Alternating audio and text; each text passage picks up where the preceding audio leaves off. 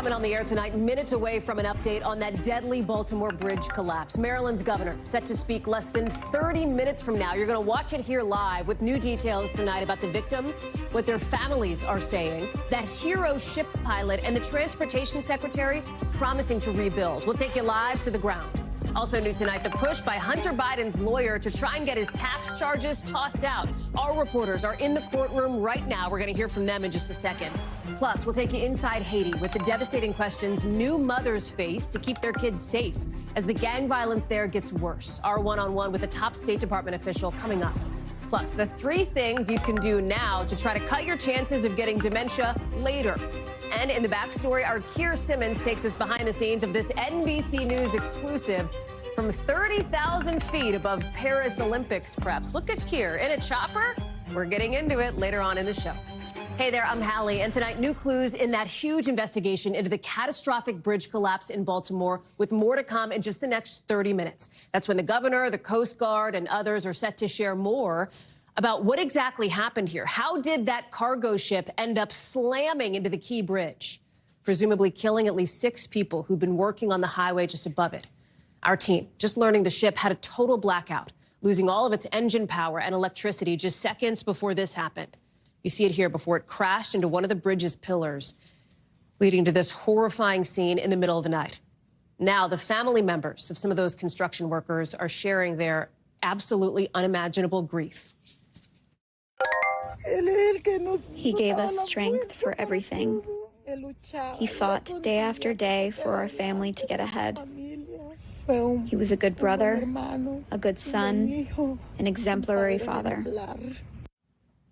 And now the search for closure with the search and rescue, a recovery tonight to try to find the bodies of these men. A mission that is complicated by the bad weather. There's been a ton of fog tonight. There's been a lot of rain and a lot of questions about what we may hear from that data recorder, that black box on the ship. We're expecting new details on that key information later on, with the Secretary of Transportation late today laying out the long road to recovery ahead. We still don't fully know the condition of the portions of the bridge that are still standing or of infrastructure that is below the surface of the water. So rebuilding will not be quick or easy or cheap, but we will get it done. We've got team coverage tonight. Tom Costello and Antonia Hilton both on the ground in Baltimore. Tom, let me start with you and looking ahead to what we may find out from this critical data recorder that was on that ship. Talk us through what we might learn and when.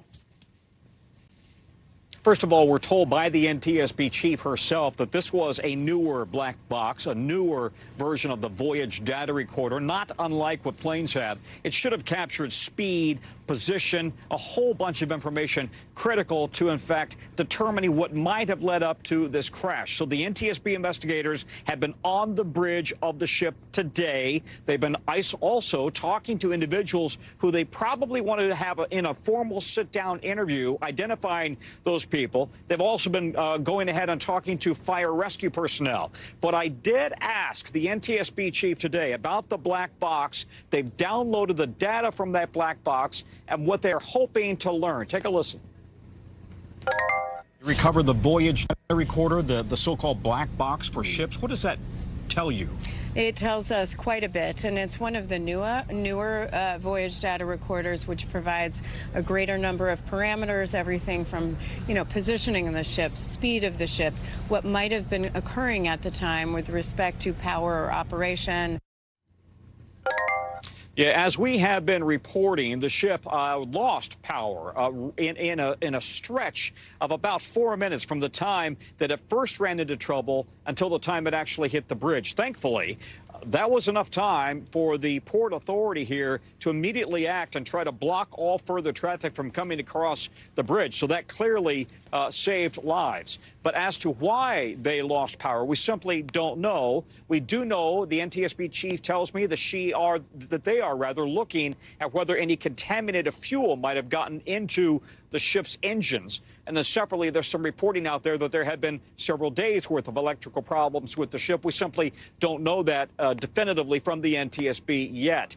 The Coast Guard and state police have been involved in continuing to search for the victims of this disaster. 6 people known to still be missing. And by the way, it has been an absolutely miserable day here. rain and cold and wind, really to match the mood of this setting here. Hallie? And making it harder and harder for this recovery mission to happen, Tom, given the conditions that you're talking about. There's also zooming out, and you heard the Transportation Secretary touch on this a bit, that the road to rebuilding will be a long one. It will not be an inexpensive one, but it is a priority. There are so many industries that use this port. There are tens of thousands of people who use this bridge to drive on, to commute on, for their livelihoods if they're working at the port, right?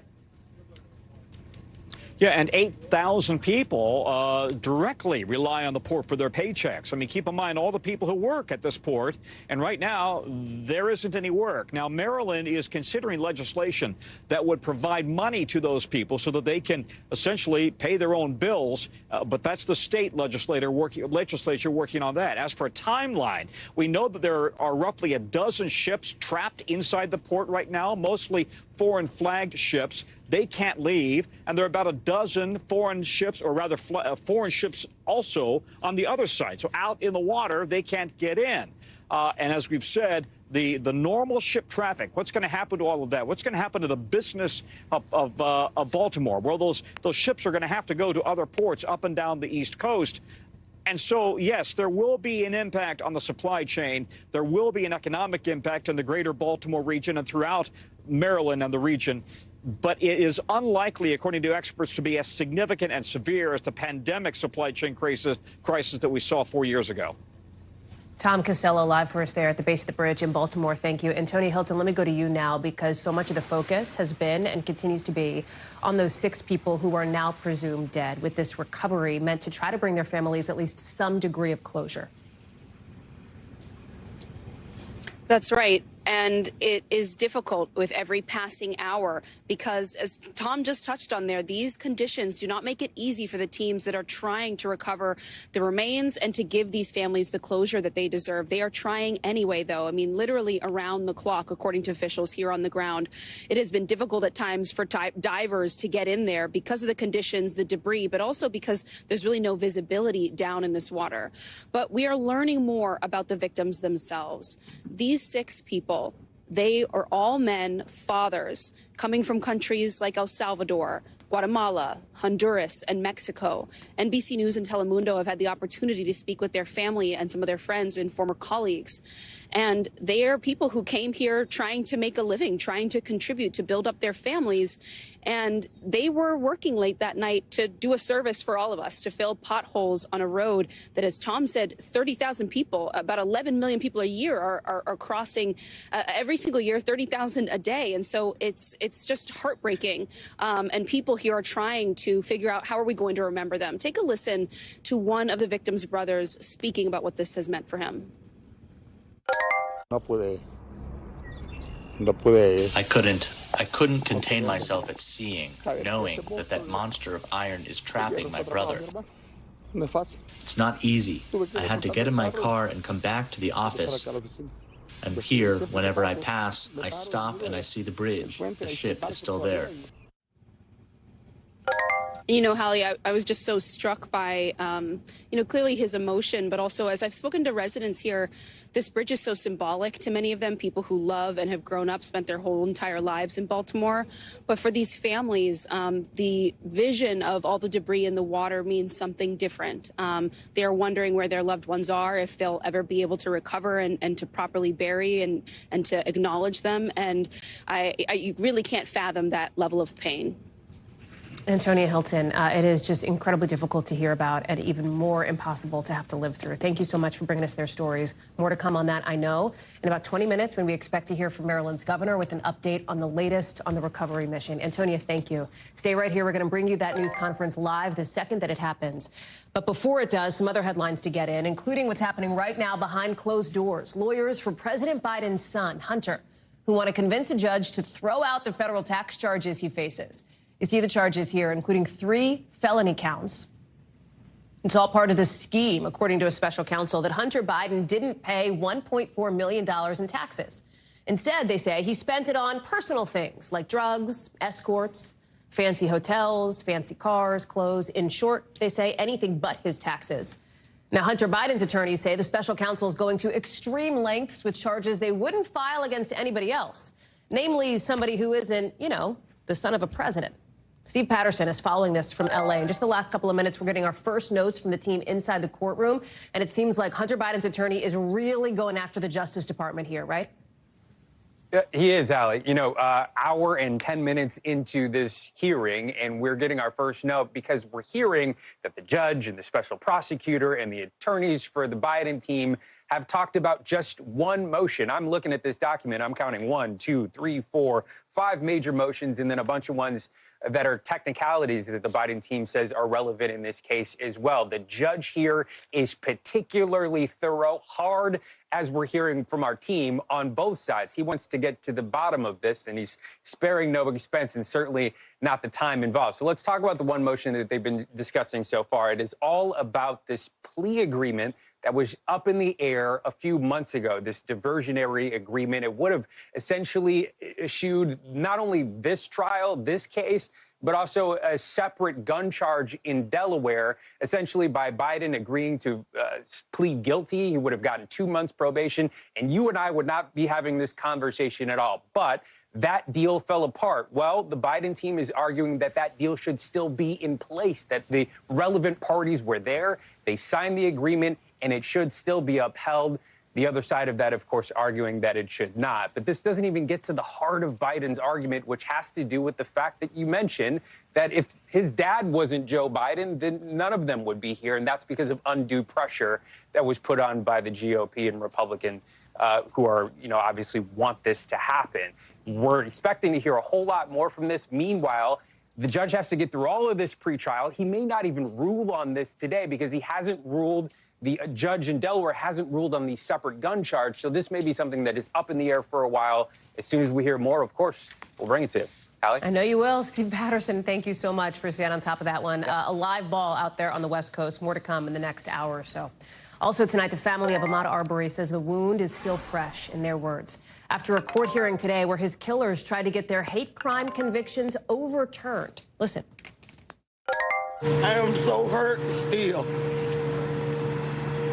Because when we saw what happened at first, we thought this would be over with now. This is destroying my family. These 3 men were found guilty of federal hate crime charges in the death of Arbery, a 25-year-old black man. They're also serving life sentences for their state murder convictions. I know you remember this one. There was so much national attention after this disturbing video showed the men chasing Arbery in pickup trucks while he was going for a run through the neighborhood. It eventually ends up in a confrontation on the street where he was shot and killed. Blaine Alexander is following this story for us from Atlanta. Talk about the argument in court to try to get these hate crimes overturned and how it was received. Yeah, well, certainly it wasn't received well by Arbery's family and the many people who showed up to protest against this appeal.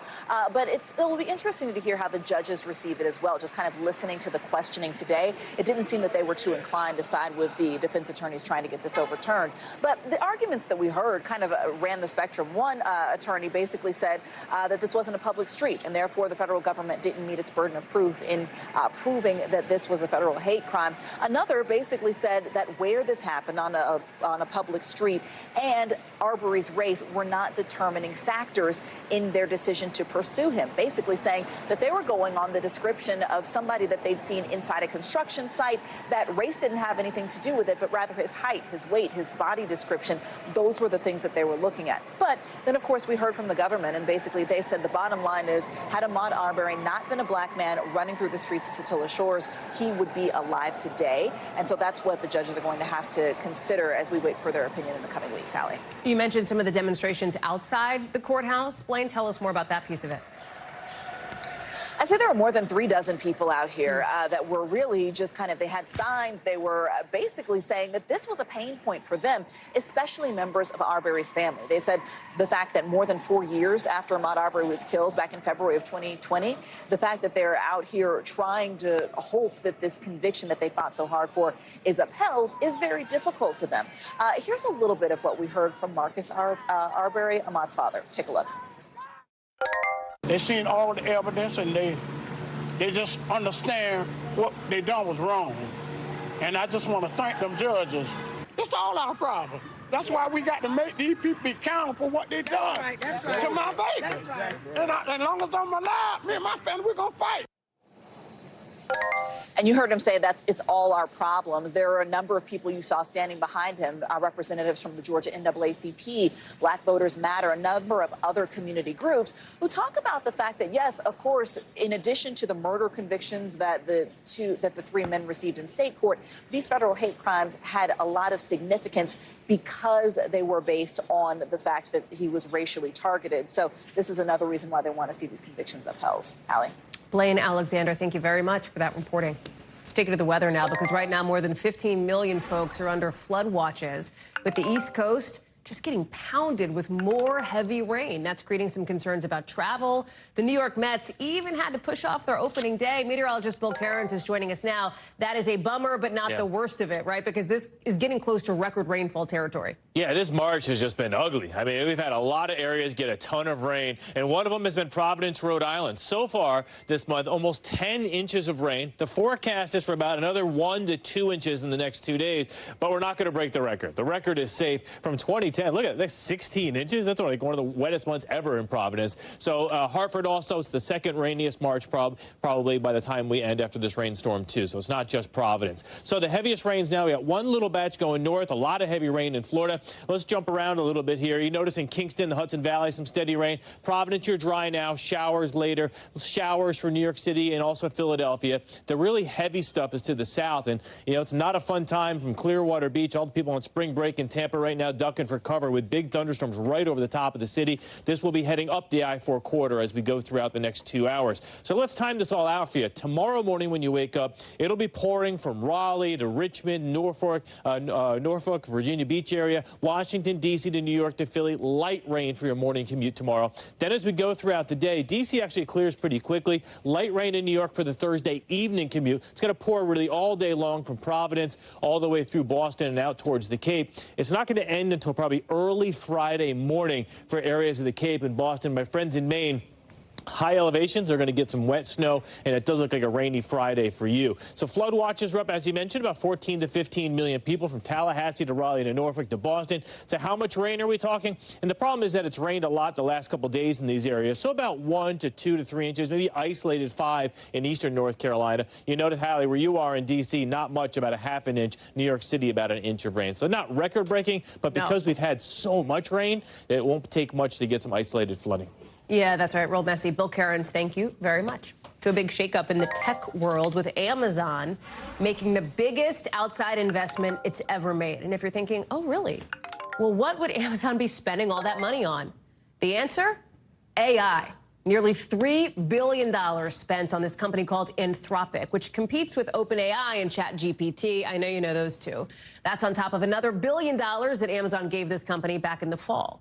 The head of the AI team at Amazon Web Services tells our friends at CNBC that they're doing this because generative AI is, in their words, poised to be the most transformational technology of our time, and that'll help customer experiences. CNBC's Kate Rooney is joining us now. This is pretty big business news, Kate, so we're glad to have you on to talk through with this. It may be true, right, that generative AI is going to be huge for customers, but Amazon kind of has to keep up with the Joneses here, with Microsoft, with Google also making some big investments in AI. Yeah, Hallie. So part of this, I don't know if you've ever heard the word FOMO, fear of missing out. That's kind of what's going on here. So these tech companies have plowed billions into these startups because, in part, they don't want to miss out on what some are describing as this new frontier of technology. They're doing this through these strategic investments. I was talking to an analyst over at PitchBook who told me there's a sort of paranoia motivation, as he called it, to invest in potential disruptors. The other motivation, he said, is to increase sales and then to invest in companies that are likely to use the other company's product they tend to be partners with. And he said that they do tend to be partners more so than competitors. So in this case, this startup is using cloud computing power over at Amazon. So it is sort of this symbiotic relationship. Okay, so but Anthropic is not one of those household names that people know of, like the way that ChatGPT is or whatever. Give us a sense of the scale of it, its reach, et cetera. It's interesting. It's actually founded by two OpenAI executives. So they're sort of, you could think of them as cousins, but not to the extent of ChatGPT when it comes to the buzz. Valuable company in Silicon Valley, but Amazon really sees potential dollar signs here. So these AI startups, as I mentioned, they need huge amounts of computing power. So they're going to spend big on cloud computing at Amazon. So in that way, it's a good way for Amazon to invest in a potential partner, and it will eventually benefit Amazon because it comes back sort of full circle.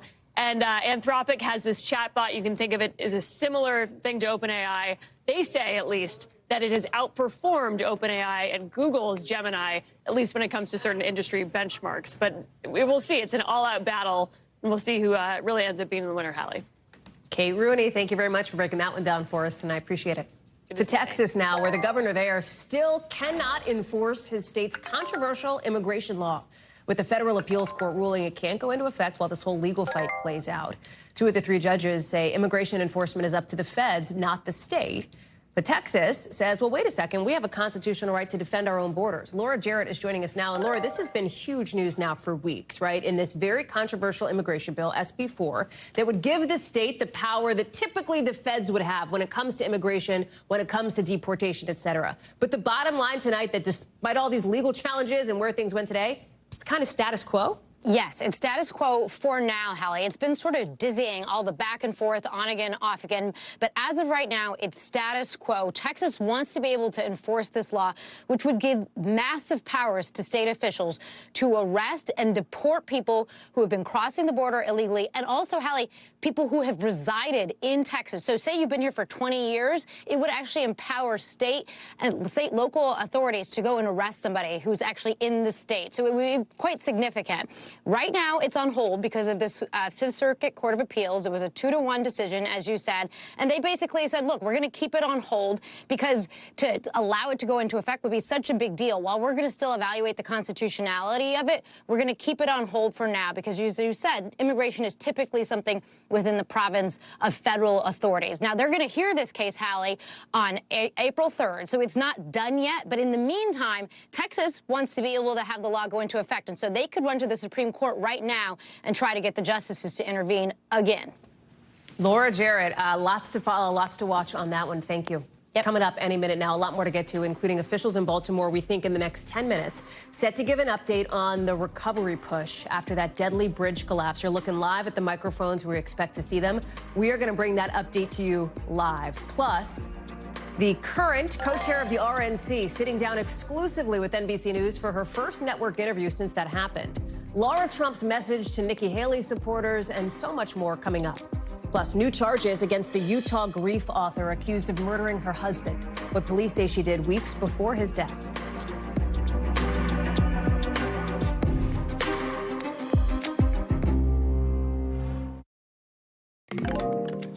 So our team is just learning from a source that the Republican National Committee is asking folks applying for jobs if they think the legitimate 2020 election was stolen. Reminder, there's no evidence it was. With the organization's new co-chair, Laura Trump, trying to recast the RNC as kind of like a defender of election integrity. You see her as part of an NBC News exclusive there with our own Garrett Haake for her first network interview since taking over as co-chair of the RNC, an organization that actively tried to help former President Trump overturn his loss 4 years ago with lawsuits with baseless claims of fraud. Garrett asking her about how the RNC now plans to position itself for 2024. Is it going to be the position of the RNC in 2024 that the 2020 election was not fairly decided or that it was stolen somehow? Well, I think we're past that. I think that's in the past. We learned a lot. The past is the past, and unfortunately, we had to learn a couple of hard lessons in 2020. Believe me, we are taking those. We are applying them all across this country in every single state, and we want to ensure that, indeed, every single legal vote is counted. Garrett is joining us now, so let's get into it. Hello. All right, so we tried to also get at some of the things that I don't think you've talked about 1,000 times on television over the course of the last 18 hours. Let's start with this, right? This appears to be a disconnect between sort of what is said and then what is actually done here. Yeah, I mean, look, this is the tension at the heart of this, right? The RNC knows tactically and strategically that defending this 2020 election, stolen election stuff is a loser. It lost them in 2022. Tactically, the idea of we're not going to vote by mail, we're not going to vote early because, the mailboxes will steal your votes, or the things that Donald Trump has been saying, is a loser for them. So you see Laura Trump trying to turn the page away from that. At the same time, the idea of election integrity, which is sort of the the code word for it on the right, is still central to Donald Trump's message and central to even how they're talking about hiring people. We have learned that through the Washington Post reporting, subsequently confirmed, that prospective employees of the RNC have been asked about this. Do you believe the election was stolen? Now, our sources say the idea here was to tease out, what do you actually understand about election law in your state? What do you understand about election fraud, and how would you deal with it? As sort of like almost like an open-ended, this is how you think about it question. But I do think it tells you something, that this is in the universe of sort of how they're looking at prospective hires. I should also add, I don't think we should be shocked by this. When you look at polling of Republicans, something like 60 to 70% of them think there was some degree of irregularity in 2020. Evidence be damned. So why should we be surprised that the people who want to work for the institutional Republican Party would reflect that same sentiment? It's a point that I know you've made that I think is worth pulling on here, because presumably the folks who want to work at the RNC would want to be in step with where the Republican Party is right now. Right. But also, they're presumably also trying to steer the ship, because they know if they are the only party that doesn't vote early and doesn't vote by mail and continues to, be looking over their shoulder about stolen elections, they will probably continue to lose those elections. The other piece of this, too, is that they've got to get more supporters. They've got to get more folks into the tent, right? Like if Donald Trump wants to win, they got to have the loyalists turn out, but they got to pull in at least some degree of somebody else. Maybe that somebody else is like a Nikki Haley supporter. What are those olive branches? So that's one theory of how you win an election. They seem to be operating under a different theory, which is almost to depress turnout across the board. If you're not going to vote for me, you're also not going to vote for the other guy because he sucks too. Yeah, everybody sucks, stay home if you don't want to vote for us. That's kind of what I got out of this interview, because when I asked Laura Trump about their appeal to black voters in one section of the interview, which is something that the Trump campaign has told me is a priority, and then separately about Nikki Haley voters, I got versions of the same answer, which is basically, you have a binary choice and you better pick wisely. This is what she said when I asked her about Nikki Haley voters. If you want to stay the way we are right now, then these people, I don't think, they don't want to vote for Joe Biden, that's for sure. The option is Joe Biden or Donald Trump. And so whether you like his personality or not should not have any bearing on anything. They are welcome to come back. We are here to work as a party. And in order to elect Donald Trump and Republicans all the way down the ticket, we would love to have them come back in.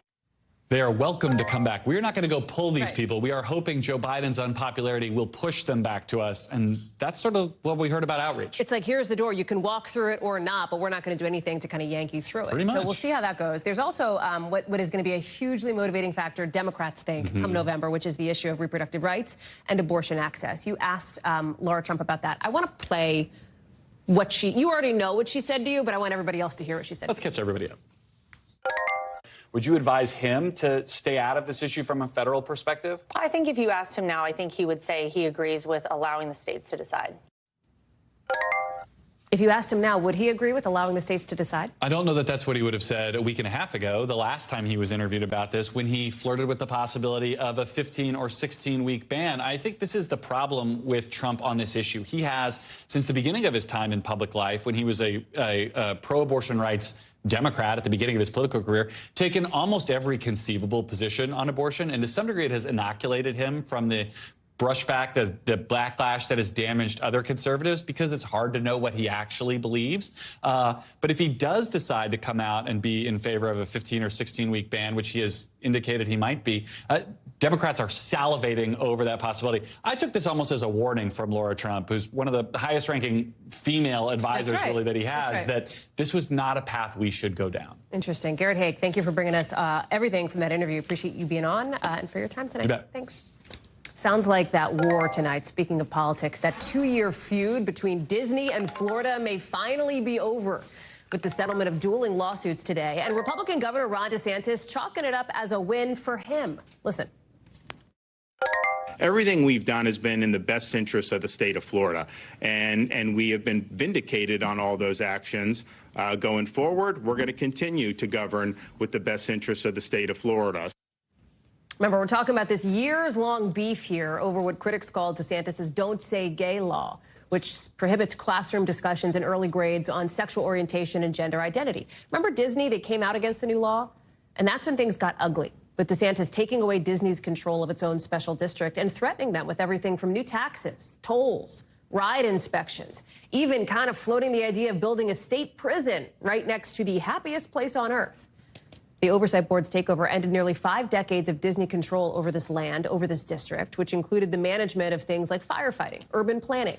NBC's Maura Barrett is following this one for us. Okay, so DeSantis is framing this as a win for him against Disney. And again, this is a feud that just erupted into the national spotlight for months and months and months, partly because of DeSantis' high national profile here. So who are the winners and who are the losers?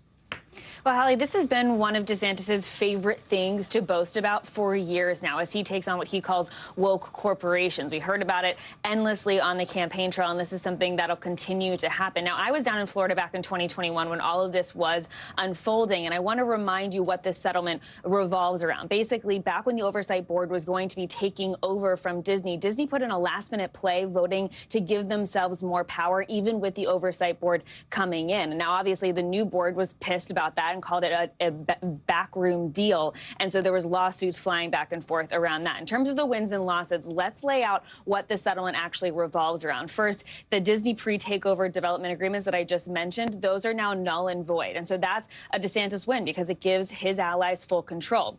As for the district board's development plans, those still stand. Another win for DeSantis because of that control. And then the district and Disney have agreed to dismiss all legal claims and counterclaims. That's a win for DeSantis as well, because Disney had sued in every which way. They had come up against the DeSantis and the state of Florida, saying it was a targeted campaign of government retaliation. And then finally, Disney will have to drop the federal case if they get satisfactory development deal. That's not exactly a win or loss yet. It's kind of a TBD based on what plays out here. But basically, despite the losses, Disney is still trying to spin this as a win. They released a statement earlier today saying that this agreement opens a new chapter of constructive engagement with the new leadership of the district and serves the interests of all parties by enabling significant continued investment and the creation of thousands of direct and indirect jobs and economic opportunity in the state. Now, Disney has been working on expansion proposals for its brand, for its parks, both in the state of Florida and around the world. But going forward in Florida, they're going to have to play nicely with DeSantis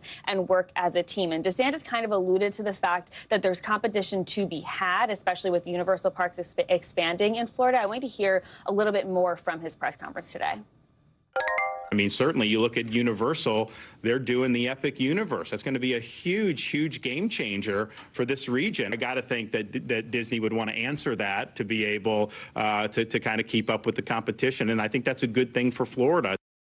DeSantis said he's ready to negotiate. The state will be ready to negotiate what will be a good thing for Florida when it comes to Disney's expansion. But you're kind of already getting the vibe here that DeSantis is going to continue to kind of lord over this win when it comes to Disney, Hallie. Maura Barrett, thank you very much. Lots to unpack on that one. Appreciate it. Let's get you over to the 5 things our team thinks you should know about tonight. Number 1, remember Corey Richins, the Utah author accused of killing her husband and then writing a book about grieving him? Prosecutors just hit her with another charge, this one for attempted murder. They say weeks before Eric Richins' death in 2022, she tried to poison her husband's sandwich on Valentine's Day. Corey's legal team says the new charges do not affect their approach. She continues to maintain her innocence. Number 2, a spike in dengue fever cases is prompting a health emergency in Puerto Rico. About 550 cases have been confirmed on the island in just the first few months of this year. Hundreds of people have ended up in the hospital. This is spread by mosquitoes, and more rain, more humidity, more heat seem to be driving up cases. Number 3, the super popular Twitch video game streamer Ninja is battling skin cancer, writing on social media that a mole on his foot turned out to be melanoma. He's 32 and says it was caught in the early stages. He says his doctors are optimistic. Ninja is one of the biggest content creators in the world with about 19 million streaming followers. Number 4, the brand MyPillow is being ordered to immediately vacate a Minnesota warehouse because they're apparently not paying rent. This is about a month after the CEO of MyPillow, Mike Lindell, who's a Trump supporter, was ordered to pay $5 million to a guy who proved his 2020 stolen election claims false. Lindell is also facing a $1.3 billion defamation lawsuit from Dominion Voting Systems for accusing them of rigging the election, which, of course, Dominion denies. Number 5, take a look at this supermassive black hole at the center of our galaxy. That is 27,000 light years away, folks. First ever picture showing the shape of the magnetic fields of a black hole. Researchers say it tells them that, I'm quoting here, strong and ordered magnetic fields are critical to how black holes interact with matter. All I know is looks like something out of Star Trek. Gotta love it. Coming up in just about 10 minutes, we think officials in Baltimore will give us an update on the recovery efforts following that deadly bridge collapse. We're going to bring that to you live. It is slightly delayed, but we expect it to start within minutes here. Plus, we're also in Haiti with our team going inside that country, visiting an orphanage. What people there say they want most. And we're talking with a State Department official one-on-one about how the U.S. plans to get more Americans out. Then what we're learning about a new investigation into racism allegations against the Utah women's basketball team.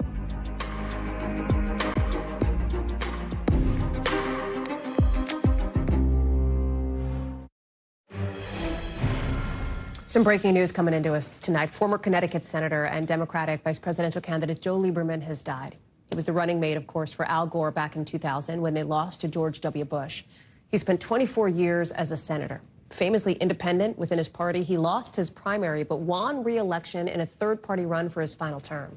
Lieberman even endorsed John McCain over Barack Obama in 2008, though he gave the former president that critical 60th vote on his signature health care law, the Affordable Care Act. Joe Lieberman was 82 years old. NBC News covers hundreds of stories every day, and because it can be tough to read or watch or listen to them all, our bureau teams have done it for you. This is what they tell us is going down in their regions in a segment we call The Local. Out of our Western Bureau, the FBI is joining the investigation into an alleged racist incident against the University of Utah women's basketball team in Idaho. Their coach says a truck revved its engine and somebody yelled racial slurs at the team. That allegedly happened before and then after a team dinner. The team had been staying in Northwest Idaho for the NCAA tournament. They actually decided to move hotels after it happened. Out of our Northeast Bureau, one lucky ticket bought in New Jersey won the $1.1 billion Mega Millions drawing. That's the biggest jackpot anybody in Jersey's ever won. The owner of the store, not far from the Jersey Shore that sold the ticket, was presented with a $30,000 bonus check today. No word yet on the big winner, but interestingly, it wasn't like a machine just running numbers at random. They picked the numbers, whoever won. They actually picked them. Good for them. Chances are slim, as you know, winning the lottery, but somebody did. And out of our Southern Bureau, crews inspecting damage at a North Carolina racetrack discovered a cave that might be where illegal moonshine is made. Rumors about its existence have circulated for decades. Staff at this speedway, it's a NASCAR track, say they found this 700 square foot space cavern under a grandstand. They still haven't found the still that would have been needed to make the liquor. A new study out today on things that are potentially preventable that may be increasing your dementia risk, with scientists in the UK finding that diabetes, drinking alcohol, and air pollution, you see them here, diabetes, drinking, and pollution could be the biggest so-called modifiable risk factors for dementia, meaning this is stuff that can be changed. These same scientists before identified what they called a weak spot in the brain that starts to kind of break down earlier than other areas as we get older. They say that particular spot is more vulnerable to those risk factors we just showed you, even more than things like how much you weigh, whether you smoke, or high blood pressure. After Natalie Azar on this, okay, so then what should people do, right? I mean, if there's these things that can be done to help slow down or prevent dementia, one might imagine people moving heaven and earth to try to do that. Yeah, I know. And so you have to think about how did they actually connect these dots, right? These authors, Hallie, they looked at 161 different modifiable risk factors, and then they looked at brain scans of 40,000 healthy people, and they know what areas of the brain are the most vulnerable to developing dementia, and these are areas that actually form in adolescence, but they're also the first to go. And then they correlated. They said how many people with diabetes have changes in these areas, how many people who drink X number of drinks per day have changes in these areas, and they came up with these three. And, what's the takeaway here? As you said, these are things that you can change. We know that you can't change your genetics. You can't change your age. If you unfortunately have trauma to the brain, that couldn't be avoided, you can't help the potential consequences of that. But these are things that you can change, and I like the messaging here. These are things that are good for your heart, and they're also good for your brain, Hallie. Explain more the connection, though, right? This sort of weak spot, I guess, that exists. Yeah. So, there are different areas of the brain when they're doing brain scans and they're looking for changes that we see in Alzheimer's and different types of dementia. There are areas of the brain that are preferentially targeted in those diseases. And again, those are the areas that are developing early on. These are areas that develop in adolescence, but they're also the first areas that start to show changes when that onset of dementia starts to happen. And it happens early, right? We know that the brains of people who ultimately develop the clinical signs and symptoms of Alzheimer's can change as early as being in your 40s or 50s even. But basically then they correlated all those other modifiable risk factors, including sleep and weight and alcohol use and pollution and diabetes and smoking and all of those things. And they found that those were the top three, that those three behaviors, that higher amounts of those things, i.e. diabetes, alcohol intake, and something called nitrogen dioxide, which is a measure of pollution, were most highly correlated with changes in those vulnerable brain areas. Dr. Natalie Azar, we're glad to have you break that one down for us tonight. Much, much appreciated. Coming up here on this show any minute now, we expect to hear from officials in Baltimore for an update on the recovery effort after that catastrophic bridge collapse. You can see that folks are in the room. The microphones are set up. We will bring that to you live the second that it happens, right here on NBC News Now.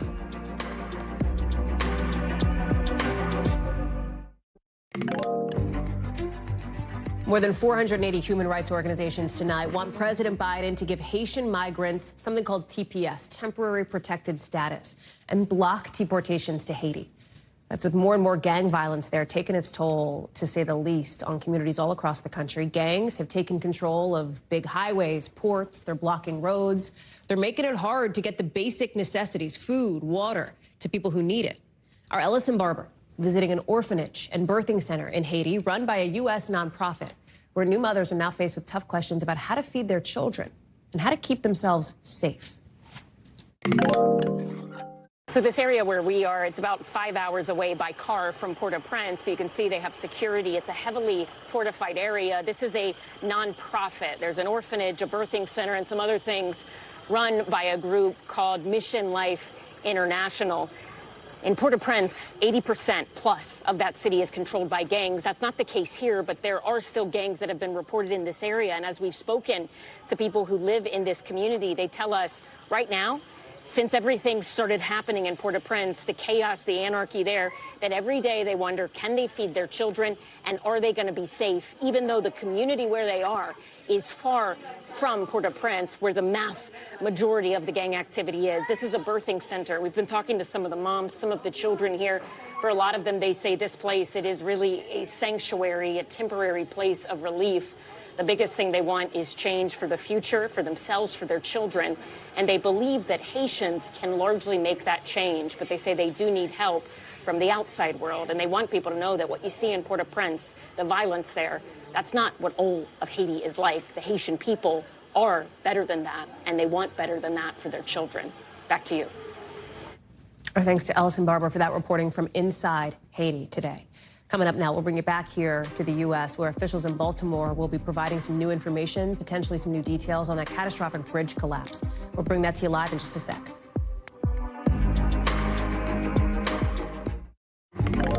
Time now to get the backstory, our behind-the-scenes look at how a story comes together and how it fits into our bigger picture. Tonight, an NBC News exclusive now with our Keir Simmons getting some pretty special access to the team putting together a security plan for the Olympics this summer in Paris. We're going to show it to you in a second. Yeah, that's right. Keir getting strapped in, ready to take off with the French military police who are in charge of the whole operation, sending out 45,000 security officers across the city to keep the 10,000 athletes and the hundreds of thousands of spectators safe. You saw Keir in a chopper. That's what they're using, one of the many tools they're using, in addition to drones, search and attack dogs, coordinating with other police agencies all around the world, like the NYPD, to try to get ahead of threats. These French officials say they're able to get to anywhere in Paris at any time with what they've got in place. We can take off in 5 minutes, 24 hours, and we're able to offer 2 to 3 helicopters whenever it's needed. Keir Simmons is joining us now for the backstory. And Keir, you know this is pulling back the curtain a little bit, right? Going behind the scenes with us. And we've shown some of that behind the scenes stuff. You have covered, how many Olympics have you covered? Is this your 6th Olympics? I was trying to remember. I think it may be 5? 5. Maybe. Okay. Your 5th, let's call it 5. Let's say this is going to be your 5th Olympics. Okay, this let's is say not, that. Bottom line, it's not your first rodeo, right? Okay. You've seen security operations at Olympics games before, but this is a very interesting and different perspective for you. Talk us through it, especially in light of what's going on in Europe at the moment. It really was, because, you know, here in New York, where I am right now, of course, if you look up in the sky, there are helicopters. It feels like millions of helicopters.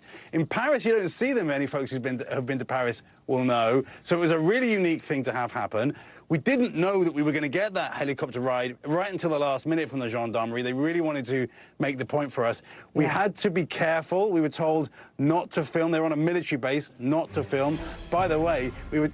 so, you know, it was a big challenge, Hallie. I hear you, friend. Thank you, Keir. I'm sorry to interrupt you, but we got to get back to what's happening here in Baltimore. You see Maryland Governor Wes Moore at the microphones now. He is about to give an update on that bridge collapse. We're going to listen in. We transitioned from search and rescue to recovery. We need to bring a sense of closure and comfort to the families, and we take that very seriously. And to all the families, I say, estamos contigo, ahora y siempre. Less than an hour after the collapse, we had divers in the water at 2:25 a.m. to begin search and rescue. This morning, we had divers in the water starting at 6 a.m. for search and recovery. This is not a conclusion. It's a continuation. And we take this phase just as seriously and just as personally as we took the last phase. And I want to thank, as always, all of our first responders, the Maryland State Police, the Coast Guard, the Natural Resources Police, Baltimore City Police Departments, in Baltimore County, Baltimore City, and Prince George's County Fire Departments, and everybody who was involved inside of this work. Now, I can tell you over these past days, we have heard an outpouring of thoughts and prayers coming in from all around the world.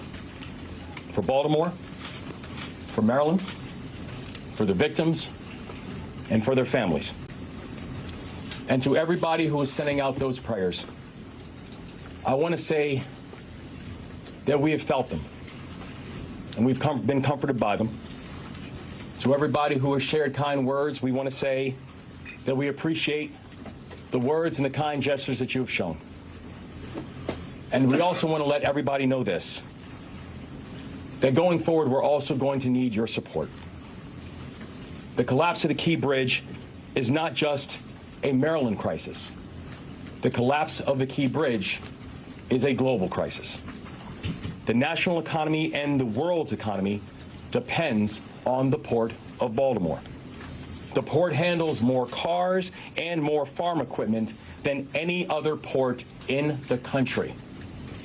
Last year alone, the port handled $80 billion of foreign cargo, the largest in the country. Now, in the last 24 hours, we've had a chance to work with the Navy to mobilize major resources all around to be able to make sure that we are getting things moving, and this has happened at record speed. And I was informed that they are still assessing the area and organizing with a thorough plan of action.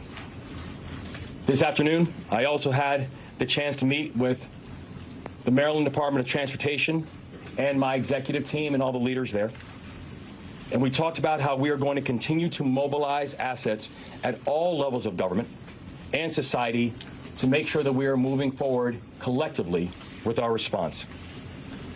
Today also, Maryland submitted our request to the Biden-Harris administration asking for emergency relief funds to assist in our work going forward.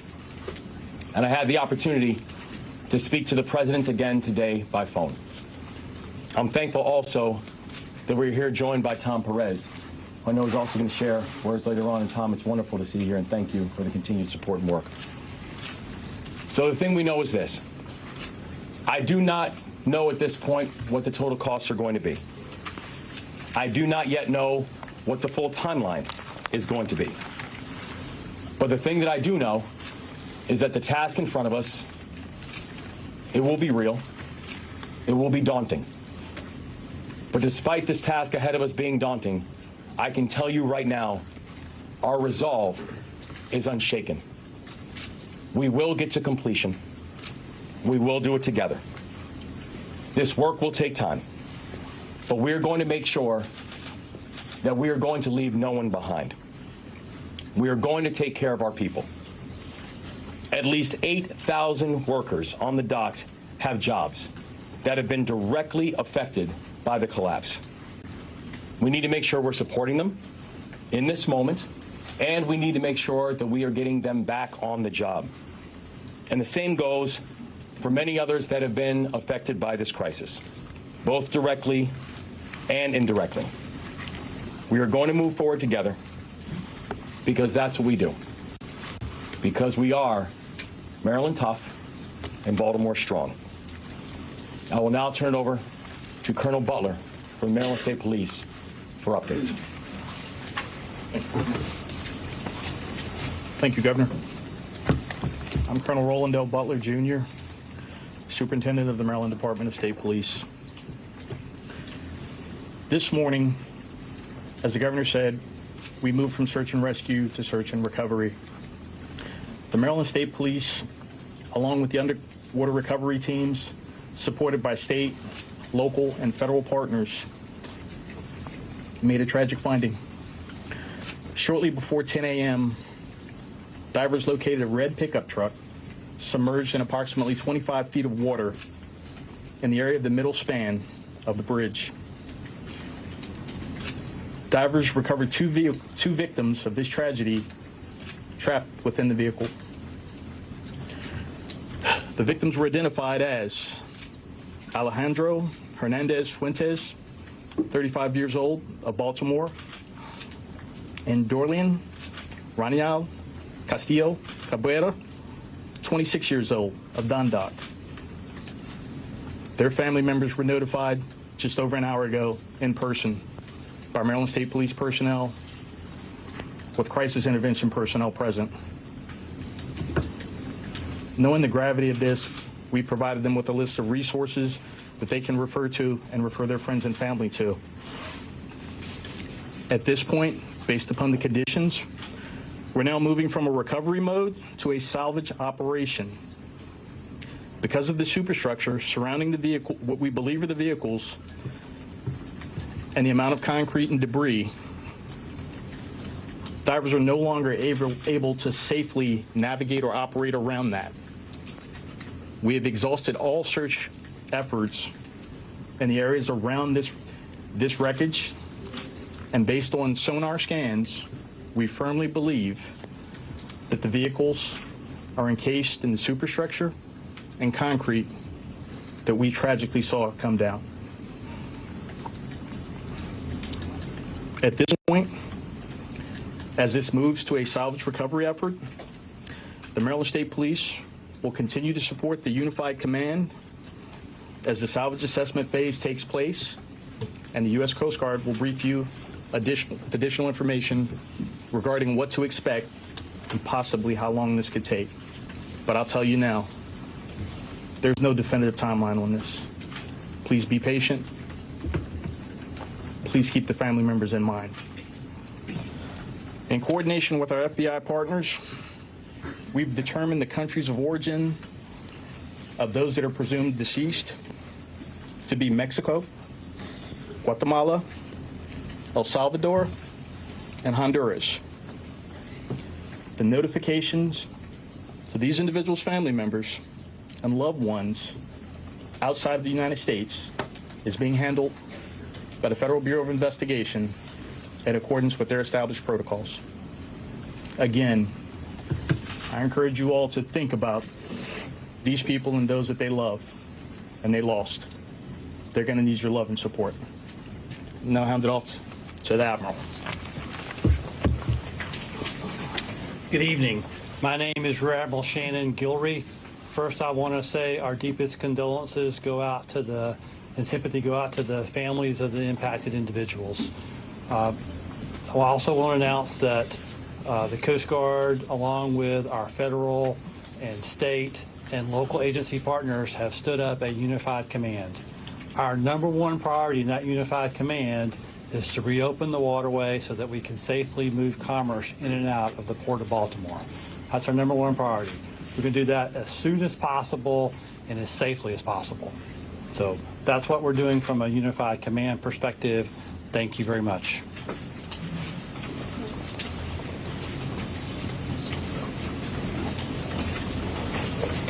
Good evening. I'm Paul Wiedefeld, Secretary of Transportation. The entire department's heartbroken to have lost these individuals on one of our facilities. I did want to update you on the efforts that we're doing to move forward with the reconstruction of the bridge.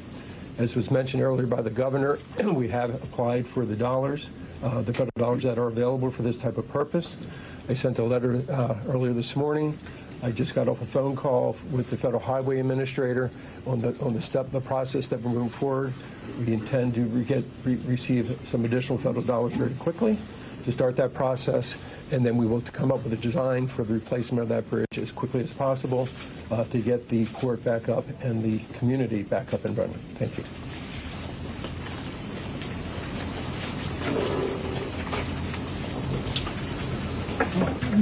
Senator Ben Cardin, first let me express our deepest condolences to the families of the victims of this horrible tragedy. And I also want to personally thank all the first responders. I had a chance to see firsthand some of the diving activities, and it was extremely challenging, to say the least. We know that the quick action of our first responders saved lives by keeping vehicles off the bridge before it collapsed. So I really want to congratulate our first responders. When you have a catastrophic event like this that affects transportation infrastructure that's critically important to our community and to our region, the federal government comes to your help. And we are asking the federal government to help us through this crisis. President Biden has responded in a very direct way. We are very confident that we will get the immediate attention that we need, thanks to the Biden administration and our federal partners. We also will need the help of the Congress. Senator Van Hollen and I will be working with our entire congressional delegation to make sure that we provide the necessary authorization, support, and resources to make this recovery complete and that we can move as quickly as possible. Make no mistake about it, our top priority is to get the shipping lane open. We recognize that every day it's closed, the impact it has not just on Baltimore and our economy and the state of economy, but in our country, and affects the global supply chain. And we recognize that we have to move with dispatch in regards to opening the channel.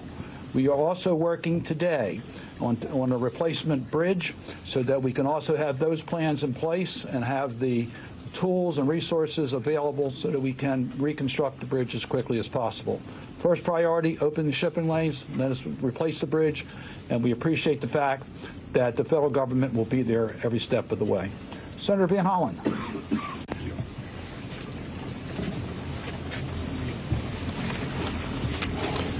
I want to start where the governor and Senator Cardin and others did by saying to the families of the 6 that we lost in this tragic accident that our hearts go out to you, and we as the Maryland family will do everything we can to provide you with the resources that you need in this very difficult time.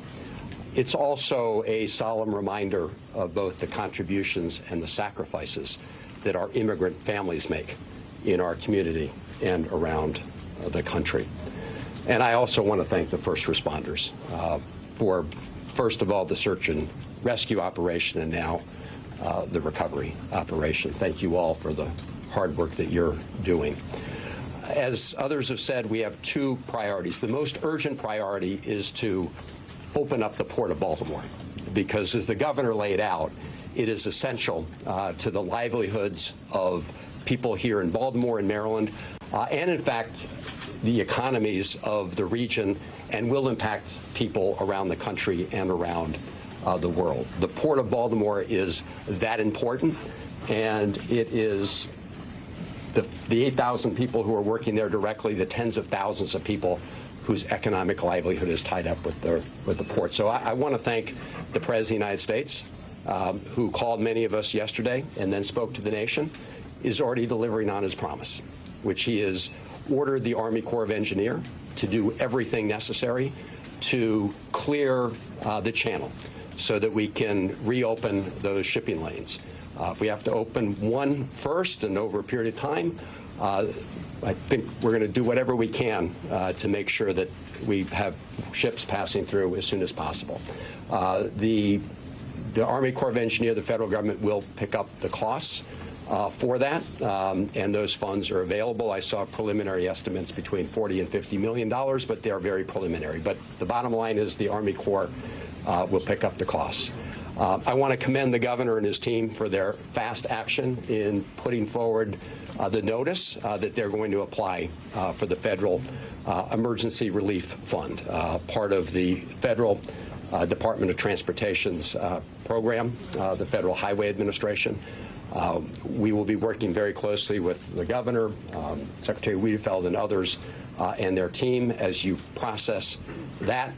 Just to give you all a sense of what that means, you can draw down funds immediately for some of the costs of diverting traffic and other immediate costs to adjust to what happened in the short term.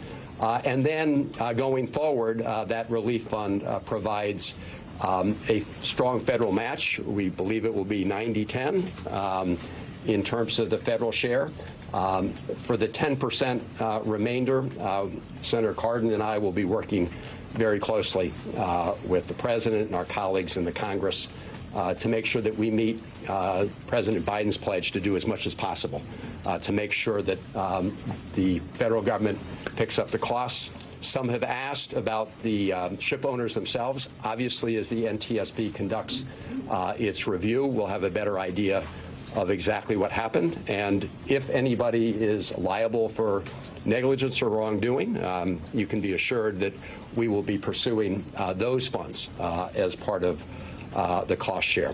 From the congressional point of view, we will be pursuing, as I say, what we hope will be about 10% of the total costs through the legislative process. We will push to make any increases necessary in that emergency federal fund, and again, put forward legislation.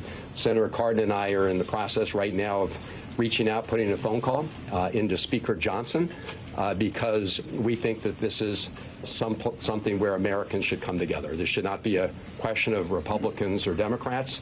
This is an American challenge. We are a great American city here in Baltimore, and we're hoping that all of our colleagues will come together and join us in making sure we rebuild the bridge, because as the governor said, we do this together, and we hope that will also be true in the United States Congress. So thank you to everybody who's been part of this. I'm now going to turn it over to the mayor of to Tom Perez, another great Marylander who is now at the White House doing wonderful work with the president. Tom Perez. Thank you. Thank you so much. Good evening. My name is Tom Perez, and I have the privilege of serving as a senior advisor to President Biden. And President Biden, like the nation, grieves for these victims. And he is no stranger to tragedy in his own family. And Governor, thank you so much for your leadership throughout this challenging situation. It's been steadfast, and it has been remarkable. We are all in this together. When President Biden first heard about this yesterday morning, he summoned everyone who had a relevant stake in the game to come together to make sure that every federal resource was put to bear. So we see the Coast Guard, we see the Army Corps, we see the National Transportation Safety Board, we see the Department of Labor. The president directed us to make sure that we are doing everything possible. Success occurs when everybody is working together, and that's exactly what is happening here. I met with the families earlier today, and it is really, really tragic. And we will get through this. We have no doubt about it. And the president has directed us to move heaven and earth. Those aren't my words, those are his words, to make sure we are helping the remarkable people of the great state of Maryland to move forward. And we will indeed, Governor, I can inform you with confidence that we will process your request promptly, because the situation calls for prompt action. Déjame hablar poquito en español, porque las víctimas son latinos. Me llamo Tomás Pérez, yo trabajo por el presidente Biden. Hoy es un día muy, muy triste para nuestro estado y nuestro país. Y el presidente entiende bien el sufrimiento de la comunidad. Y el presidente, en la dama primera, las oraciones de ellos son con la familia de las víctimas.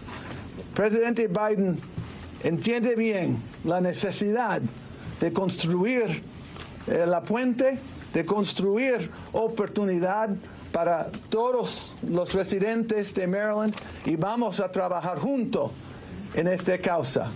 We will continue this work, whether it's the Department of Labor, whether it's our colleagues who are here today.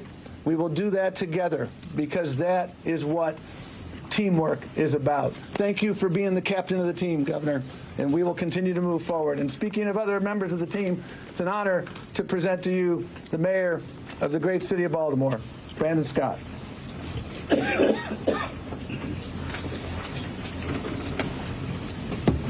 Good evening.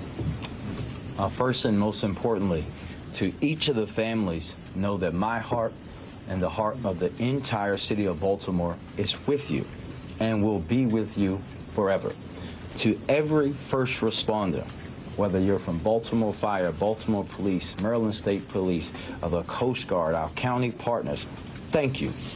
Thank you for being fearless and selfless, and for putting your life at risk to save others, as you did yesterday, today, and each and every day. To Baltimore, we are all hurting, but we must be reminded in this moment that we are Baltimore. The city of Baltimore cannot be broken. We will continue to work with our federal and state partners through this.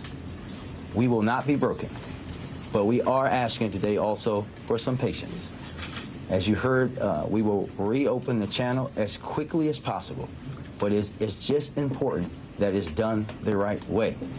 We also, well, this is me, I'm also asking for folks to have a little bit of decency and respect. Don't spread misinformation. Don't play bridge engineer online or in the media. Remember that these are people's family members who lost their lives simply trying to make transit better for the rest of us. We are strong. Our spirit in our city is strong and cannot be broken. We will rebuild and heal the Baltimore way, and that's together. Thank you, and I'll turn it back over to the governor. Thanks, Mr.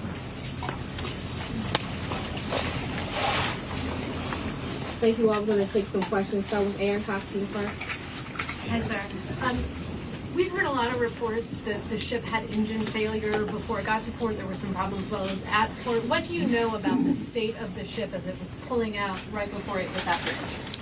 We're still under investigation as to what exactly happened, and we don't have a declarative answer as to why there was power challenges and power issues. The thing that we do know is that we have documented that there were power challenges as the freight was coming up on the bridge, and when the Mayday call was coming in, the Mayday call came in because of the power issues and the lack of ability to steer the vessel. Can I follow up? I just wanted to follow up on that and say, by power challenges, do you mean reports that it lost power before it even left the port? And can possibly Secretary Rudefeld, can you confirm that one of the two people rescued yesterday was a state inspector?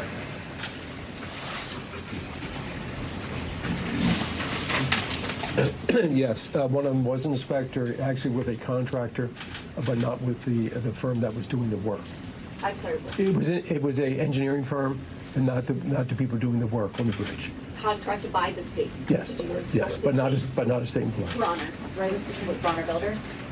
No, Bronner Builder is the construction company, and then there's another engineering company. I'll get you the name, and that was the construction manager overseeing the work. And what about the engine question? Confirm it. So as far as the engine goes, we were not informed of any problems with the vessel. We were informed that they were going to conduct routine engine maintenance on it while it was in port. And that's the only thing we were informed about the vessel in that regard, ma'am. Thank you. Brian? Can you say any more about what the power issue was? You have been listening to Maryland officials, including the governor there, Wes Moore, giving some new details about that deadly Baltimore bridge collapse, which, of course, came down after a cargo ship that lost power slammed into it. You've heard officials now there, just the last 30 seconds, say that there was no indication there were power problems before that Mayday call went out. The headline, of course, 2 bodies found in what is now a salvage operation. 35-year-old Alejandro Fuentes and 26-year-old Dorleen Cabrera trapped in a pickup truck, they say, when the bridge came down. The bodies of 4 other men still not recovered, with officials suggesting that their cars and trucks are trapped under concrete, under steel, deep under the water. All the men had been part of a construction crew fixing potholes on that bridge, as the Baltimore mayor is committed to reopening the river as quickly as possible, considering it is such a critical shipping artery, but pledging to do it the right way. Tom Costello and Antonia Hilton are on the ground for us in Baltimore. And Tom, it is sad and devastating news for so many families tonight. Yeah, absolutely. However, I would say that we have been expecting this news for at least 24 hours. And so I think there is some consolation for those men, their families, that they have recovered their bodies. And tragically, of course, you still have 4 families that are still waiting. And it may be a while because they now are going to move into a salvage operation. And they believe, of course, that the other vehicles and the other victims may be completely caught up and buried in the wreckage and in the concrete. So that agonizing wait will continue for them. The priority for the state DOT, as you heard, is to do all they can to, as fast as possible, clear the wreckage, the bridge wreckage, out of this critical waterway, critical to the state and its economy, critical to infrastructure up and down the East Coast, and also the supply chain. To get that reopened, that will probably take a matter of weeks. In a best-case scenario, they're going to have to bring in a marine salvage operation. They're going to be working with the Army Corps of Engineers and the Coast Guard to try to determine the best course of action. But their priority is going to also be to make sure they stabilize that ship. They can't move that ship until they're absolutely sure that the wreckage isn't going to further damage it. Keep in mind, you got a big piece of a bridge on top of that ship. It won't damage the ship further, won't pose a danger to the people still on the ship. The crew is still on that ship, Hallie. They haven't left. And then when they move that ship, that it's not further damaged, that the hull isn't ripped apart because of the damage of the wreckage that's under the water. So they've got a huge challenge here, and they've got to be methodical on how they go about this. And, oh, by the way, hazmat materials that are among the cargo sitting on top of that deck in containers, they've got to very carefully remove some of those hazardous materials before they move that ship. It is a long road ahead. As you heard officials say, there are no definitive timeline. Tom Costello, thank you for being there. I know you've got some reporting to do on Nightly News. We'll look for you there in just a couple of minutes. I want to bring in Antonia Hilton, who is also with us. And Antonia, a significant update, obviously, from Maryland officials, but it is not the only update that we expect tonight. The NTSB expected to brief reporters in just about 90 minutes or so, with a lot of questions now about the ship's so-called black box, right? Its data recorder and the information that could contain, to try to answer some of the questions that we just heard in that news conference about what happened with the power loss to the ship. That's right. So what they're doing is bringing that black box, essentially, that data recorder, into a lab right now. And they're going to pull information that's going to allow them to create basically a play-by-play, a TikTok of what led up to the events, to the crash itself. And I mean, we're actually just hearing new information as the governor continues to answer people's questions right now, that in the moments leading up to all of this, officials on the ground, authorities were trying audibly to warn the men who were on the bridge of what was coming, to try to get them off. And of course, with just so little time and the chaos that's so evident from the videos we've all seen, it seems those men were unable to get that message and, of course, to get off the bridge in time, adding to the heartbreak here. And also just reminding us that, you know, hour by hour, we're continuing to get new information, new insight into sort of the chain of information and how from the crew on the ship recognizing what went wrong, to making the Mayday call, to authorities who saved many lives and very quickly acted to make sure that no other people crossed that bridge. Just sort of exactly how all the chips fell into place here. We are, by every hour, learning still new information, Hallie. But, you know, as Tom said, just with 4 families still now waiting, and authorities being pretty frank with us tonight that because of the conditions, the way in which the concrete and all the debris has coalesced there in the water, that this could take a very long time. They're committed to that process, to the length of time that it's going to take to get families closure and remains. But it may not be the case that we are finding out later tonight or early tomorrow that they have found more people. And so for many families here, of course, those connected to the 4 remaining missing bodies, but also, you know, really the entire state here is grieving and just horrified and hurting from all of this, Hallie. And they're having to brace themselves that this is going to be a very, very long road ahead. And it is a very real heartbreak for so many families tonight. There's this distinction that was drawn in that news conference that we just heard between what happened initially, right as soon as the bridge came down. Antonio, if you can still hear me? I don't know if she can. Antonio, just give me a signal. You can hear me. I've just lost comms with you. Okay, we're going to let Antonia go. There's obviously a lot of breaking news. She's juggling a lot. And as you've heard, there are lots of updates. I just want to reiterate here. It is now a salvage operation, as you heard officials very clearly lay out, which is a distinction from obviously the initial search and rescue. That ended, as we know, just about 18 hours ago into a search and recovery, and now a salvage. The road to recovery will be very long for not just these families, not just this community, but for the region. As you heard the Maryland governor talk about how this is not just a Maryland crisis, it is a global crisis, considering how critical this part of the Patapsco River is for shipping, for equipment, for cargo to come in and out. In about 90 minutes from now, we expect another update from the National Transportation Safety Board with that all-important so-called black box on the ship, its data recorder. Information from that has been transmitted to the NTSB. It is likely that we will get more information about what it says tonight, so perhaps more of those questions will be answered. We're going to have live coverage throughout the night right here on NBC News Now as we continue to cover all of the breaking developments from this deadly bridge collapse. While that is all happening, there are also developments in some other headlines that we'll get to tonight here on the show, including out west, because right now, behind closed doors, as we speak, lawyers for President Biden's son, Hunter, are hoping to convince a judge to throw out the federal tax charges he faces. Look at him. Here's the charges. They include 3 felony counts, all part of this scheme, according to a special counsel, that Hunter Biden failed to pay $1.4 million in taxes. Instead, they say he spent it on personal stuff like drugs, escorts, fancy hotels, fancy cars, clothes. In short, they say he spent it on anything but his taxes. Now, Hunter Biden's attorneys say the special counsel is going to extreme lengths with charges they wouldn't file against anybody else, namely somebody who isn't, you know, the son of the president. Steve Patterson is following this from L.A. And Steve, again, this court hearing is happening as we speak. We've got a team in the courtroom sending back notes, and the vibe from them right now is that the judge seems pretty skeptical of some of the arguments from the Biden team. Talk us through it. Yeah, it's salty in there, Hallie. How salty, it's hard to tell because, as you mentioned, we have somebody in court who's taking handwritten notes, running it out to a person with a laptop who's trying to translate that. So I'm basically seeing what's on a page, but it looks testy. And as you mentioned, the judge seems to be not so swayed by the defense's argument.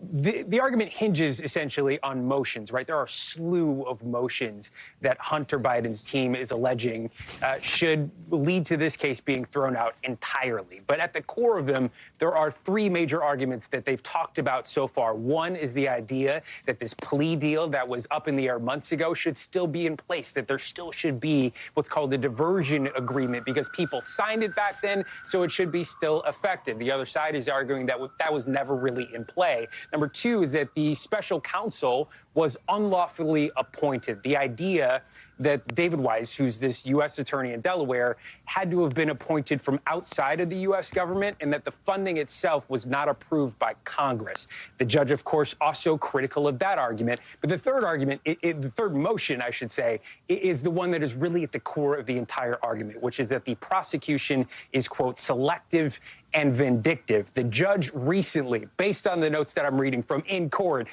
said that there is no evidence of that. And then the special counsel side the people that are prosecuting Hunter Biden, got up in court when it was their time to speak. This one guy, Derek Hines, says the idea that when, this is a quote, the idea that when former President Trump posts, "Where's Hunter?" we are at his beck and call and we're ready to type up an indictment, it's absolutely outrageous. That is sort of the things that we're hearing, the fireworks back in court. But apparently, according to people I'm speaking with, Gary Grumbaugh on the phone, the notes that I'm reading, the judge has been more swayed by the prosecution side than the defense side. The judge, by the way, should say a Trump appointee as well.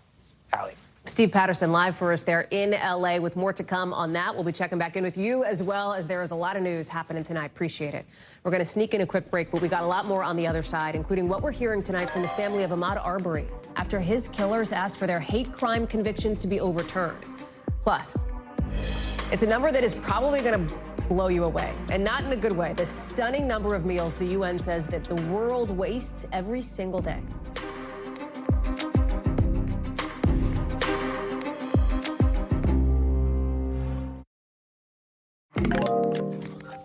Today, the family of Ahmaud Arbery saying the wound is still fresh after a court hearing where his killers tried to get their hate crime convictions overturned. Listen. I am so hurt still because when we saw what happened at first, we thought this would be over with now. This is destroying my family. These three men were found guilty of federal hate crime charges in the death of Arbery, a 25-year-old black man. They're also serving life sentences for state murder convictions. I know you remember this. It was a huge story when it happened. This disturbing video coming out showing the men chasing Arbery in pickup trucks while he was going for a run through the neighborhood. It eventually ended up in a confrontation on the street where he was shot and killed. Blaine Alexander is live for us in Atlanta. So what are the chances then that these hate crime convictions actually do get overturned? Well, Hallie, if you listen to the judges and their response today to the three defense attorneys, you could say that they didn't seem too inclined to side with them. Certainly their questions and their responses, but we'll find that out in the next couple of weeks or so. But really, we kind of heard a range of arguments from the three attorneys. One, trying to prove that the federal government didn't meet its burden, basically saying this was not a public street, and so therefore it couldn't have been a federal hate crime that was committed on it. Another defense attorney for another one of the defendants said that basically neither race nor the location were determining factors in what happened to Ahmaud Arbery. So we kind of heard a range of arguments there. The government, though, got up and presented their case, and they said, bottom line, let's not forget, in their words, if Ahmaud Arbery were not a black man running on the streets of Satilla Shores, he would still be alive today. That's how it landed with the judges, but certainly we saw a great deal of people who were out here protesting, saying that they were hurt by what they heard inside the courtroom.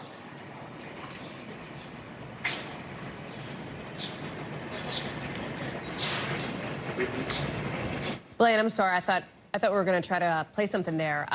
When you talk about this, right, and you talked about the people who were outside court, there is a symbolism. And again, I think it's hard to overstate just how much this story captured people and their attention nationally. There is a symbolism here to this hate crime conviction, right? Yeah, if you go back to 2020, I mean, remember that time, Hallie, you had Ahmaud Arbery, Breonna Taylor, and George Floyd, who were all killed within several months of each other, and that really set off these protests that we saw around the country over racial injustice. Well, this was the only one of those three deaths that saw any sort of conviction based on race. So that's why the people who were out here protesting that I spoke to, not only, of course, is this important to the case in their words, but it's important in the larger context as well. Here's what the president of the Georgia NAACP told me. Take a look. It's important that hate crime convictions stand because of the racial animus that underlied the actual action that is criminal. It gave birth to a new racial awakening in this country, and it's important that it's a racial awakening, and that's why this hate crimes conviction is so important. So, Hallie, he called it a precedent-setting conviction and say that's why they say it's so crucial that that conviction be allowed to stand. Hallie. Blaine Alexander live for us there in Atlanta. Blaine, thank you so much. Let's get you over to the 5 things our team thinks you should know about tonight. Number 1, remember Corey Rishens?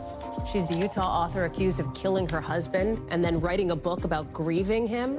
Well, prosecutors just hit her with another charge for attempted murder. They say weeks before Eric Rishens' death in 2022, she tried to poison her husband's sandwich on Valentine's Day. Corey's legal team says the new charges don't affect their approach. She continues to maintain her innocence. Number 2, a new report from the UN says the world wasted nearly 20% of all the food produced in 2022. So that's like 1 in 5 meals. With half that waste coming from just like people like you and me, households, right? This report comes as an estimated 780 million people around the world face chronic hunger. Number 3, Subaru recalling nearly 120,000 SUVs and sedans because of a faulty sensor that can stop airbags from going off in a crash. The company says they haven't heard of anyone getting hurt. You can get it fixed for free at your local dealer. Number 4, the plan to move the Washington Capitals and the Wizards teams out of D.C.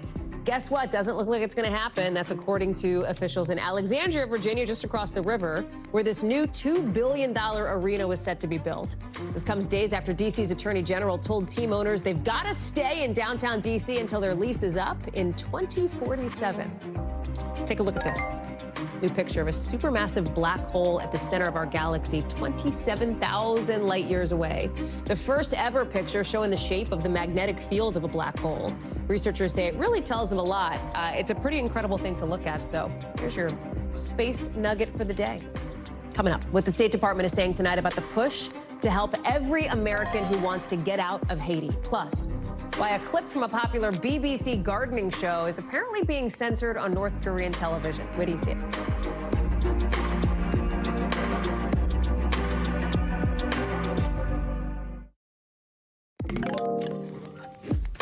NBC News covers hundreds of international stories every day, and because it can be tough to read or watch or listen to them all, our teams around the world have done it for you.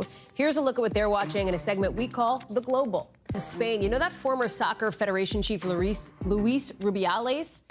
He gave that unsolicited kiss at last year's World Cup. He could now face more than 2 years in prison for that, according to court documents.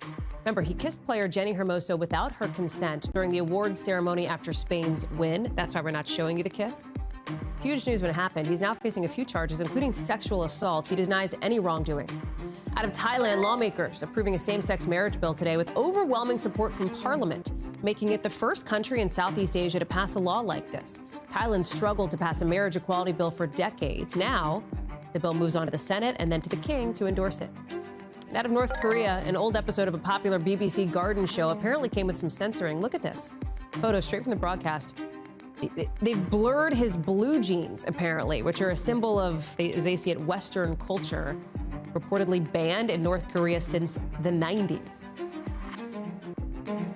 More than 480 human rights organizations tonight asking President Biden to give Haitian migrants something called TPS, temporary protected status, and block deportations to Haiti.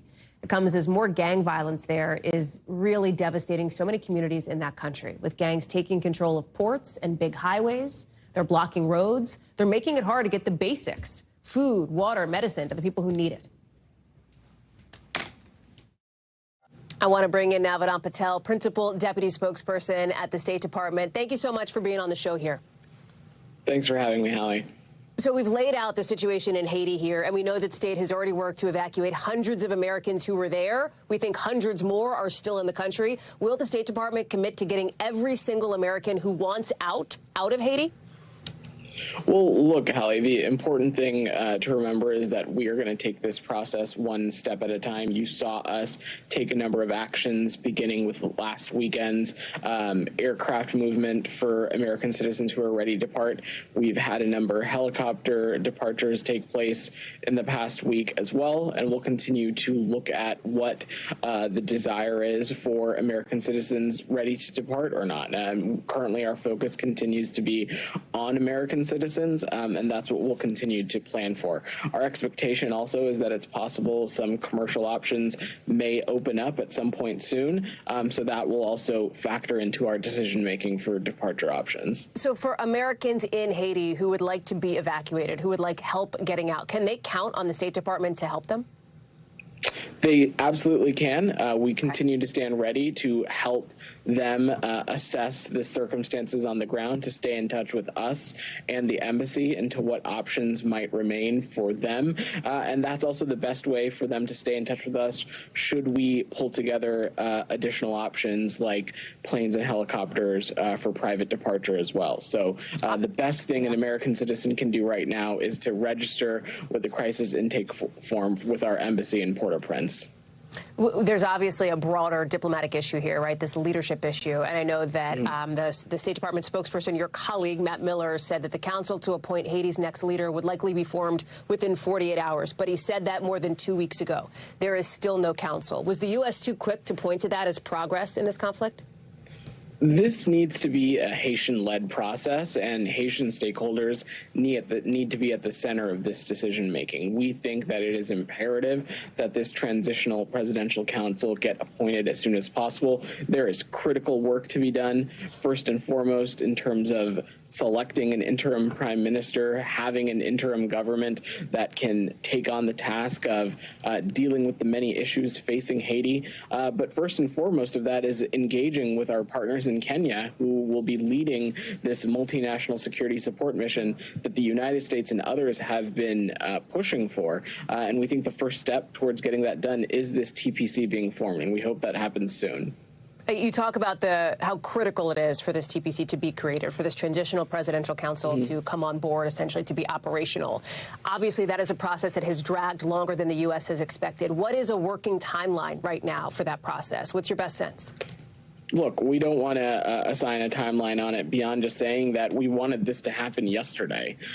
Every day counts and every minute matters. And so the best thing that can happen is we want to see our partners in Haiti, these Haitian stakeholders, continue to get this process across the finish line in close coordination with not just the United States, but other Caribbean leaders as well.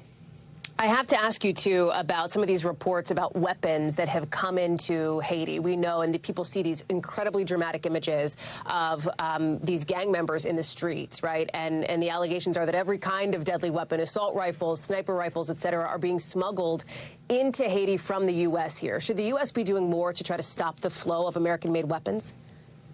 Well, look, in close coordination with the Department of Justice and the Department of Homeland Security broadly, the illegal flow of arms and weapons is something that this administration is going to continue to pay close attention to. But there's no way to parse words about it, Hallie. The security situation on the ground in Haiti is untenable, and that is so desperately why we need to get this MSS deployed and why this TPC needs to be formed so that we can get one step closer to that. We've obviously talked a lot about Haiti. There are so many international issues that are looming right now, including obviously what is happening in the Gaza Strip with this war between Israel and Hamas. The question is this invasion of Rafah that appears to be imminent, a place where about a million people are sheltering. We know that the Prime Minister, Benjamin Netanyahu, has been warned not to launch that invasion. But at the same time, some of your colleagues were right now supposed to be meeting with Israelis, with top Israeli leaders, to have some of these conversations about a ceasefire. How much of a setback is it that those conversations are not happening right now? And do you have a sense for folks who are wondering when there could be progress or momentum on this, when that could happen? Let me say a couple of things, Hallie. First, we continue to abide by that such a military operation into Rafah would be incredibly troubling, and it would be a disaster. You have to remember that Rafah is an area where more than 1 million people are seeking refuge, and it continues to be a region in Gaza that's an important conduit for humanitarian aid, as well as the safe departure of foreign nationals.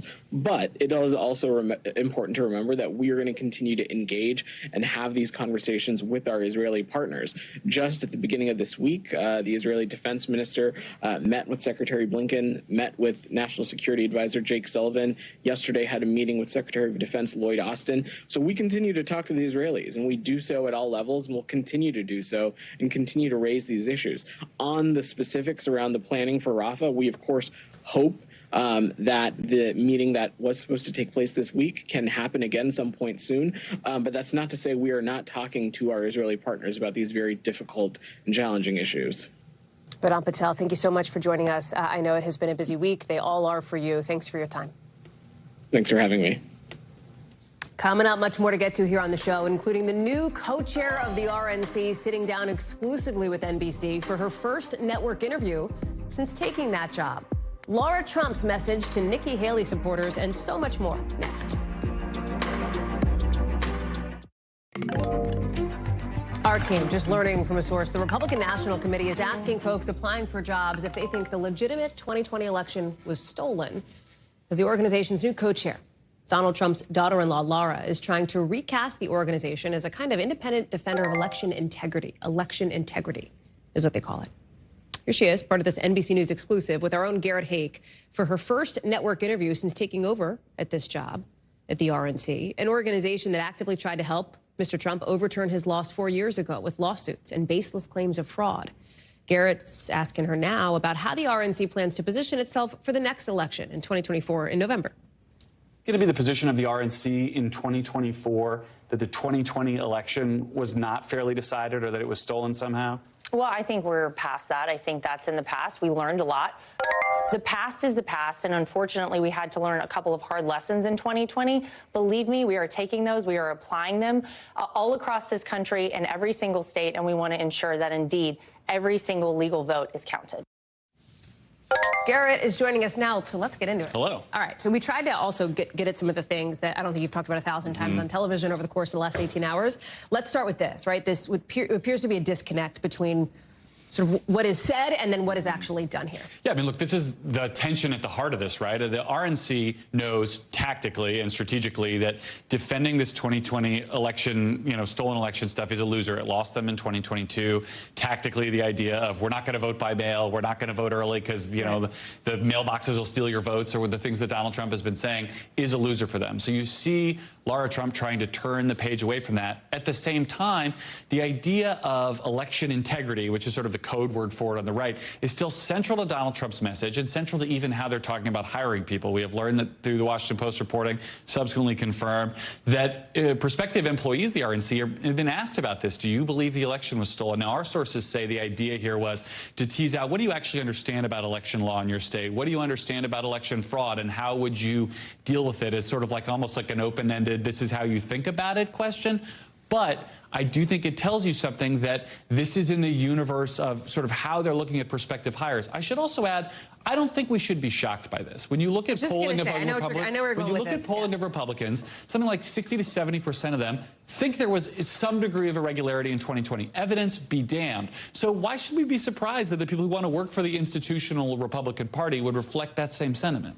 It's a point that I know you've made that I think is worth pulling on here, because presumably the folks who want to work at the RNC would want to be in step with where the Republican Party is right now. Right. But also, they're presumably also trying to steer the ship, because they know if they are the only party that doesn't vote early and doesn't vote by mail and continues to, be looking over their shoulder about stolen elections, they will probably continue to lose those elections. The other piece of this, too, is that they've got to get more supporters. They've got to get more folks into the tent, right? Like if Donald Trump wants to win, they got to have the loyalists turn out, but they got to pull in at least some degree of somebody else. Maybe that somebody else is like a Nikki Haley supporter. What are those olive branches? So that's one theory of how you win an election. They seem to be operating under a different theory, which is almost to depress turnout across the board. If you're not going to vote for me, you're also not going to vote for the other guy because he sucks too. Yeah, everybody sucks, stay home if you don't want to vote for us. That's kind of what I got out of this interview, because when I asked Laura Trump about their appeal to black voters in one section of the interview, which is something that the Trump campaign has told me is a priority,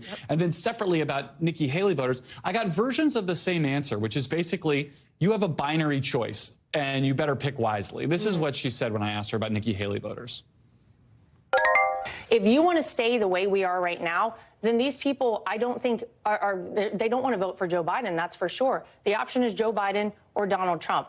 And so whether you like his personality or not should not have any bearing on anything. They are welcome to come back. We are here to work as a party. And in order to elect Donald Trump and Republicans all the way down the ticket, we would love to have them come back in. They are welcome to come back. We're not going to go pull these people. We are hoping Joe Biden's unpopularity will push them back to us. And that's sort of what we heard about outreach. It's like, here's the door. You can walk through it or not, but we're not going to do anything to kind of yank you through it. Pretty much. So we'll see how that goes. There's also what is going to be a hugely motivating factor, Democrats think, come November, which is the issue of reproductive rights and abortion access. You asked Laura Trump about that. I want to play what you already know what she said to you, but I want everybody else to hear what she said. Let's catch everybody up. Would you advise him to stay out of this issue from a federal perspective? I think if you asked him now, I think he would say he agrees with allowing the states to decide. If you asked him now, would he agree with allowing the states to decide? I don't know that that's what he would have said a week and a half ago, the last time he was interviewed about this, when he flirted with the possibility of a 15 or 16-week ban. I think this is the problem with Trump on this issue. He has, since the beginning of his time in public life, when he was a pro-abortion rights Democrat at the beginning of his political career, taken almost every conceivable position on abortion, and to some degree it has inoculated him from the brushback, the backlash that has damaged other conservatives, because it's hard to know what he actually believes. But if he does decide to come out and be in favor of a 15 or 16-week ban, which he has indicated he might be, Democrats are salivating over that possibility. I took this almost as a warning from Laura Trump, who's one of the highest-ranking female advisors really that he has, that this was not a path we should go down. Interesting. Garrett Haake, thank you for bringing us everything from that interview. Appreciate you being on and for your time tonight. You bet. Thanks. Coming up from politics to Paris with our Keir Simmons getting an exclusive behind-the-scenes look at security preps before the games go down. And yes, that's Keir in a chopper. What does he think about that? We're going to ask him in just a minute. Time now to get the backstory, our behind-the-scenes look at how a story comes together and how it fits into our bigger picture. And tonight, it's an NBC News exclusive. Our Keir Simmons getting special access to the team putting together a security plan for the Olympics coming up this summer. High above the city, you're about to see him getting strapped in, taken off with the French military police who were in charge of this whole operation. 45,000 security officers posted up all across Paris. There's Keir to try to keep the 10,000 athletes, the hundreds of thousands of spectators safe. It's not just choppers like that one. There's drones, there's search dogs, there's other police forces all around the world working together with them to try to identify any threats. French officials say they're able to get anywhere in Paris, basically any time with what they have in place. We can take off in 5 minutes, 24 hours, and we're able to offer 2 to 3 helicopters whenever it's needed. Keir Simmons is joining us now. Keir, thank you so much for being on with us to talk through. Yeah. I want to know everything. I want to know all the what's the stuff that you're not even putting on your Instagram, all the behind the scenes like I don't juice. post Instagram much these days, honestly. I tell you something, you saw those images and you mentioned me getting strapped in.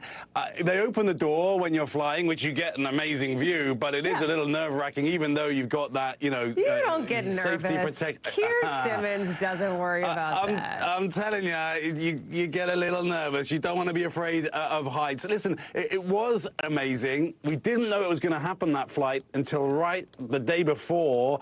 We were on a military base, that's where they are, so it was quite restricted what we could film. So yeah, there were some real hoops to jump through, but what a view we got right the way across Paris with the Eiffel Tower and 15 different Olympic venues, and it really made the point that Paris is going to be the venue, the city itself, and also that's why there is a real security challenge here. Well, and that is what is so unique about this, right? Because you're hitting the nail on the head, that Paris is the venue with these, you know, swimming competitions in the river, et cetera. This is your, I think we figured it out, your 5th Olympics. Yes. I wonder how you think about... I wonder how you think about the scale of a security operation like this compared to Olympics that you've covered in the past. How can you compare that for us?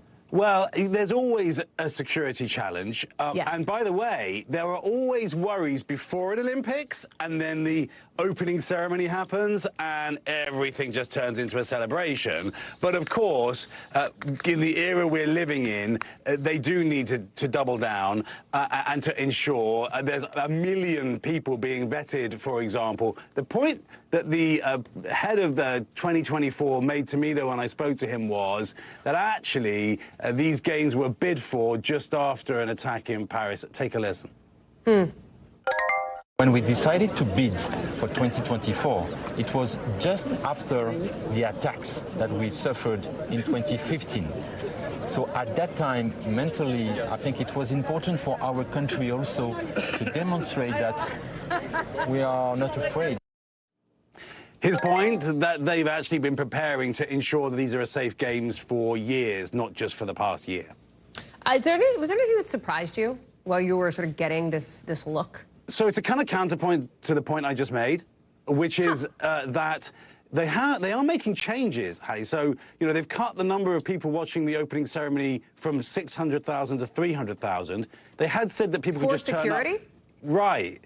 They had said that people could just turn up. Now they're being ticketed. This week, President Macron announced 4,000 more French soldiers will be, brought in to protect the games. What you're seeing there, by the way, are runners from the gendarmerie who will escort the flame. They're called they're the protectors of the torch, who will run for months with that flame. Like that. So you have to be fit for that job.